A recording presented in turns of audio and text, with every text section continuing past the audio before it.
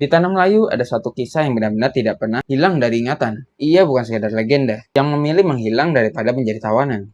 Konon sekitar abad ke-16, berdiri sebuah kerajaan Melayu yang makmur di pesisir timur Sumatera. Kerajaan itu dipimpin seorang raja yang memiliki putri tunggal. Putri itu dikenal dengan nama Putri Hijau. Lalu, kenapa hijau? Karena sejak saat kecil, tubuhnya dipercaya memancarkan cahaya hijau yang lembut.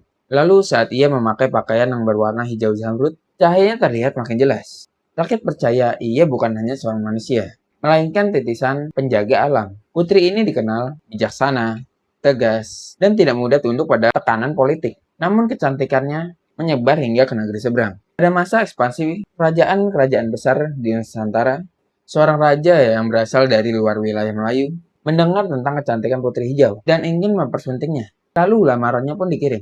Jawaban Putri Hijau itu sangat tegas, yaitu menolak lamaran itu. Pada saat itu, penolakan dianggap sebagai penghinaan. Lalu peperangan pun pecah. Istana diserang, rakyat mulai terdesak.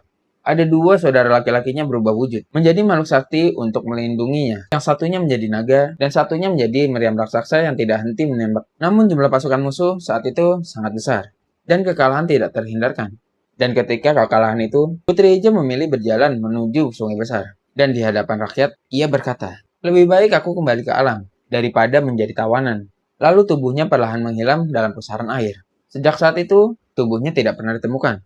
Di beberapa daerah pesisir dan sungai besar di wilayah Riau, cerita ini menjadi kisah mistis. Warga percaya Putri Hijau tidak mati, ia menjadi penjaga sungai. Seorang nelayan tua di pesisir Riau pernah bercerita, saat suatu senja, saat air sedang pasang dan kabut mulai turun perlahan, ia melihat ada seorang perempuan yang berdiri di atas permukaan air. Pakaiannya hijau berkilau, rambutnya panjang menjuntai, dan wajahnya pucat tapi cantik. Nelayan mengira ia adalah manusia yang akan tenggelam.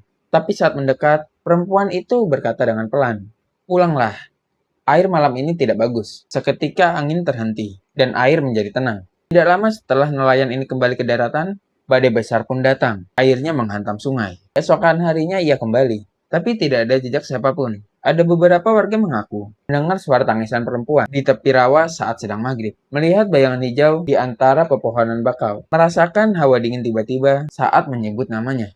Ada satu cerita dari seseorang pemuda yang nekat memanggil namanya, memanggil dengan nada menantang, "Putri Hijau, jika kau ada, tampakkan dirimu." Lalu tiba-tiba kabut di hadapannya membentuk siluet perempuan. Lalu ketika ia melangkah lebih dekat, tubuhnya terasa berat. Lalu ia pun pingsan. Saat sadar, ia sudah kembali ke rumah. Orang-orang bilang ia ditemukan tidak jauh dari rawa. Sejak saat itu, dia tidak pernah berani untuk mendekat lagi.